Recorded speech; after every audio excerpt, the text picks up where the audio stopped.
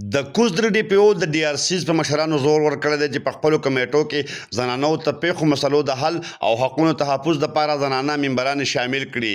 خپل دفتر پولیس لاین بلمبټ کې د ډي ار سیز تیمرګري او ادینزي ممبرانو سره تعریفي ملاقات کې ډي پی او عبدالسلام خالد د ولس ترمنځ جاري ځمکو تنازعو دشمنو جنگ جګړو پرامن حل کې د ډي ار سی د مشرانو د کردار ستاینه وکړه او ویل چې بغیر د تنخواه ذاتي مفادو او مراعاتو پرامن معاشري قیام دپاره د خلکو ترمنځ صلح کول د اسلام په رڼا او پښتون معاشري افضل عمل دی. ډي پی او عبدالسلام خالد وویل چې د ډي ار سیز قیام مقصد ولس ته په اسانه پوری انصاف ورکول وو چې تر ډیره حده پورې پوره کیږي. د په مشرانو زور ورکو چې په نن سبایي حالاتو کې په کوزدر کې امن او امان برقرار ساتلو دپاره پولیس او ولس ترمنځ رابطو او یووالي ضرورت دی. ډي پی او عبدالسلام خالد مشرانو ته یقین ورکو چې دی به ډیر زر د ضلعې د ټولو سرکلو د ډي ار سیز دوره کوي او دوی ته پیښو مسلو د حل سره ولسي مسلو په حل کې نورې بهترۍ راوستو